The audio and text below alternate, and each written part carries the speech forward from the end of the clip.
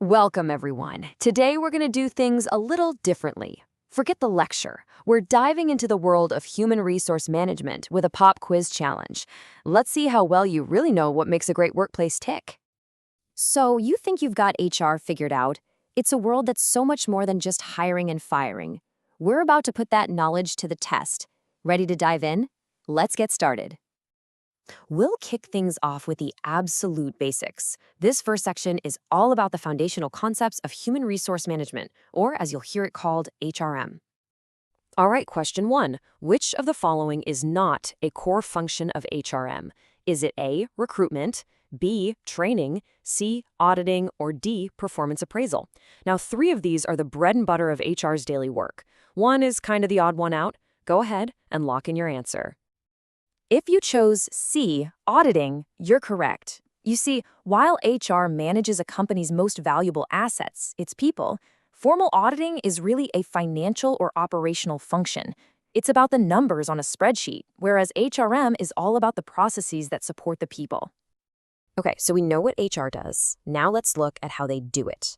Section 2 is all about building the team, which is really the art and science of recruitment. Question 2. Now pay close attention to the key word here, internal. Which of these is a method of internal recruitment? Is it A, campus placement, B, employee referral, C, job portals, or D, employment exchange? Think about sourcing talent from inside the company. And the answer is B, employee referral. While job portals are great for casting a wide net externally, a strong employee referral program is a classic internal strategy.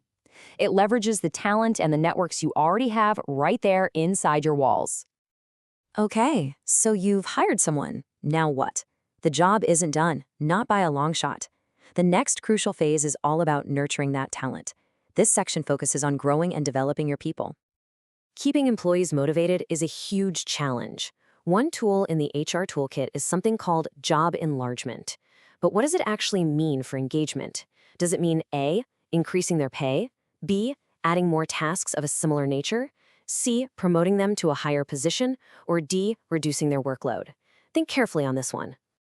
The correct answer is B, adding more tasks of a similar nature. You know, the key insight here is that job enlargement isn't about climbing the ladder. It's about making your current rung on that ladder wider. It adds variety to reduce monotony and boost engagement, keeping the role fresh and challenging. Next question. Let's talk training.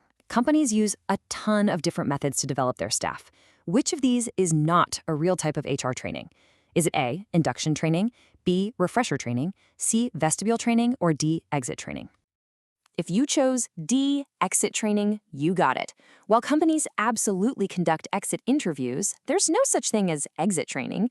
Induction and refresher are common, and for those wondering, vestibule training is a pretty cool method where employees learn in a simulated environment before hitting the actual work floor. All the others are real, established development tools. So we've hired people and we've trained them. But how do we know if it's working?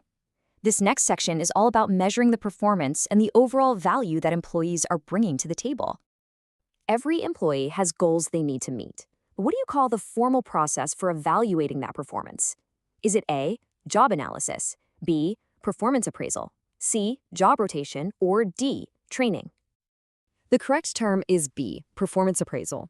And this isn't just a casual chat, it's a formal system. The results from these appraisals are critical. They often influence big decisions about promotions, raises, and future development plans. A manager's opinion is just one perspective. To get a complete view, modern HR uses what's called 360-degree feedback.